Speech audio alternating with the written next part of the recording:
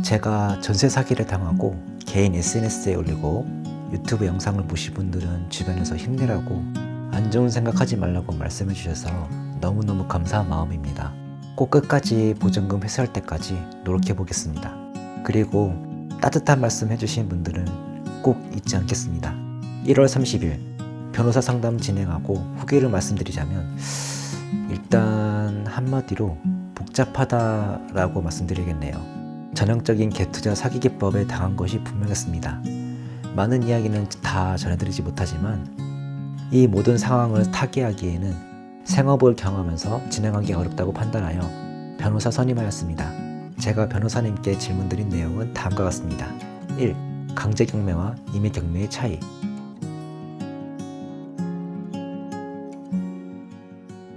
2.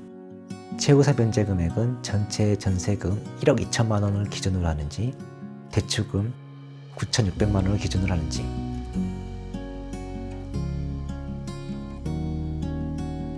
3. 전세금을 다 못 받을 경우 전세금 반환 소송으로 보증금을 돌려받을 수 있을지.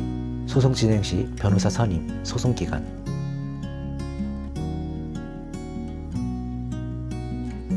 4. 지금 제가 할 수 있는 대처 방법은 경매 진행 시 우편으로 날라오는 배당 요구 신청인 것 같은데 추가로 해야 할 게 있는지.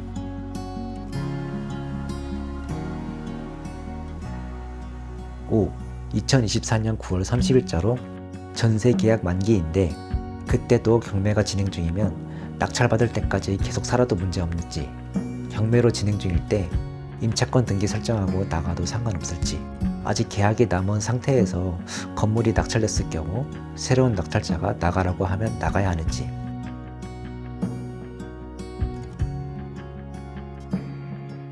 다른 전세 사기 피해자들의 사례를 참고하고 있었는데 집주인이 잠수 타고 주택관리의 관리비를 납부하지 않아 해당 건물이 단수될 처지에 있다는 걸 보고 저희 집 주택관리에 전화해보니까 주택관리도 집주인과 통화를 시도해보았으나 연락을 안 받는다고 말하고 관리비가 계속 밀릴 경우 단수가 될 수 있다고 말씀하셨습니다. 아니, 우리가 내고 있던 관리비랑 집주인이 납부하던 관리비랑 다른 개념인가요? 이렇게 물어보니까 주택관리 답장은 네, 다른 개념입니다. 나중에 단수 예정 우편이 발송되면 임차인들끼리 모여서 해결해야 될 것 같습니다. 아무래도 찬성과 반대의 의견이 갈릴 수 있을 것 같아요. 예를 들면 찬성, 일단 단수되면 상환이 어려우니까 급한 불 먼저 꺼야 한다. 반대. 아니, 보증금도 못 받을 상황에 집주인 관리비까지 우리가 갚으라고요? 내가 왜요?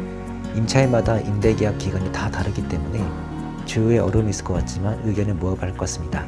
그리고 제가 중소기업 청년 전세자금 대출 만료 기간이 2024년 2월 14일이라서 대출을 받은 은행에서 연장 신청을 하였습니다. 지금 저의 경우 집주인과의 협의를 하지 않고 대출을 연장하는 게 아니라서 임대차 계약 사실 확인서와 대출 연장 완료 일주일 뒤 등기부 등본 제출하는 조건으로 겨우겨우 대출 연장 신청하였습니다. 대출 연장 끝마치고 저녁 7시에 대전 전세사기 피해자 대책위원회에서 주최하는 대전 피해자 사례집 북토크 및 간담회 초대에 참여하여 대전 전세사기 피해자 30인의 목소리가 담긴 도서를 수령하고 관련 국회의원들도 참여하여 피해자들을 위해 힘써보겠다고 하였습니다. 제가 읽어본 피해 사례집에서 가장 기억에 남는 문구는 나와 결혼해줘서 고마워. 그리고 이 길을 같이 걷게 해서 미안해. 전세 사기로 인해 부모님의 목숨값이 이렇게 허무하게 사라진다 생각하니 나중에 내가 죽어 부모님을 뵐 날이 없을 것 같다 였습니다. 저도 한때 전세 사기는 남의 일이라고 생각했지만 정작 저에게 이런 사태가 일어났다는 것을 받아들이고 제가 할 수 있는 최선을 다해보려고 합니다. 이 모든 게 화요일 하루에 일어난 일이라는 사실. 1월 31일 이틀을 너무 불태운 나머지 휴식 기간을 가졌습니다. 영화 시민덕기를 보았는데 보이스피싱을 당하고도 아무도 잡아주지 않아 직접 총책을 잡았다는 실화에서 신락 같은 용기를 얻게 되었어요. 저도 브로커 컨설턴트 인원들을 잡아서 마음의 평화를 얻길 바랍니다. 2월 1일 개인적인 일로 외부 활동을 마치고 집에 돌아오는 길에 뚜자, 우리 경매 통지서가 날아와도 절대 겁먹지 말자. 좋아. 아니나 다를까 집에 도착하니 예상했던 그 우편물이 문틈 사이로 끼워져 있더라고요. 부동산 임의 경매 안내문. 마음을 굳게 먹기로 하였는데 막상 받아보니까 정말 기분 상당히 불쾌하더라고요. 안내문 바로 밑에는 땡땡 빌라 전세 사기 관련으로 연락드립니다. 010-1234-5678. 연락처로 문의드리니 임대인이 명의로 다른 건물이 하나 더 있더라고요.